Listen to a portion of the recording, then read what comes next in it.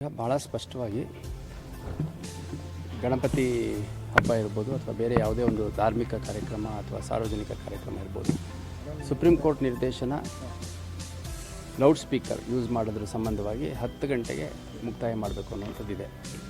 ಈಗ supreme court ಆದೇಶವನ್ನು ನಾವು ಪಾಲನೆ ಮಾಡಬೇಕಾಗುತ್ತೆ ಹೊರತು ನಾವು ಅದನ್ನು ಅಮೆಂಡ್ ಮಾಡೋದಾಗಲಿ ಇಂಟರ್ಪ್ರಿಟ್ ಮಾಡೋದಾಗಲಿ ಅವಕಾಶ ಇರಲ್ಲ. ಹಾಗಾಗಿ ಸಾಕಷ್ಟು ಗಜಾನನ ಮಂಡಳಿ ಇರ್ಬೋದು ಅಥವಾ ಬೇರೆಯವ್ರದ್ದೆಲ್ಲ ಪ್ರತಿ ವರ್ಷ ಅವರು ಮನವಿ ಮಾಡ್ತಾರೆ. ಮತ್ತು ಅಷ್ಟು ಸಂಭ್ರಮದಲ್ಲಿ ಆಚರಣೆ ಮಾಡೋಂಥ ಸಂದರ್ಭದಲ್ಲಿ ಮೇಲ್ನೋಟಕ್ಕೆ ನಮಗದು ಅವರ ಡಿಮ್ಯಾಂಡ್ ಕೂಡ ಜಸ್ಟಿಫೈಡ್ ಅನಿಸಿದ್ರು. ನಾವು ಸುಪ್ರೀಂ ಕೋರ್ಟ್ ಆದೇಶ ಇರೋದ್ರಿಂದ ಕಳೆದ ಬಾರಿ ರೀತಿಯಲ್ಲಿ 10 ಗಂಟೆಗೆ ಮುಕ್ತಾಯ ಮಾಡುವಂಥದ್ದು ಮಾಡಬೇಕಾಗತ್ತೆ. ಅದನ್ನು ನಾವು ಪಾಲನೆ ಮಾಡಬೇಕು. ಡಿಜೆಗೆ ಏನಾದರೂ ಪರ್ಮಿಷನ್ ಮಂಡಳಿಯವರು ಕೇಳಿದ್ದಾರೆ ಸರ್ ಅಥವಾ ಇಲ್ಲ, ಆ ಪ್ರೋಸೆಸ್ಸೇ ಇನ್ನೂ ಸ್ಟಾರ್ಟ್ ಆಗಿಲ್ಲ.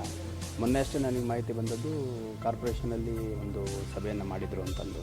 ಈಗ ನಾವು ಜಿಲ್ಲಾಡಳಿತದ ವತಿಯಿಂದ ನಮ್ಮ ಇಲಾಖೆ ವತಿಯಿಂದ ಆಯೋಜಕರು ಮತ್ತು ಈ ಗಣಪತಿ ಮಣ್ಣಿನ ಗಣಪತಿ ಒಂದು ಸೀರೀಸ್ ಆಫ್ ಮೀಟಿಂಗ್ಸು ಮಾಡೋದಿದೆ. ಅದು ಶಾಂತಿ ಸಭೆ ಇರ್ಬೋದು ಅಥವಾ ಒಂದು ಸಂವಹನ ಸಭೆ ಇರ್ಬೋದು. ಸೊ ಅದರಲ್ಲಿ ಎಲ್ಲ ವಿಷಯಗಳನ್ನು ಚರ್ಚೆ ಮಾಡೋಂಥದ್ದು ಮಾಡ್ತೀವಿ.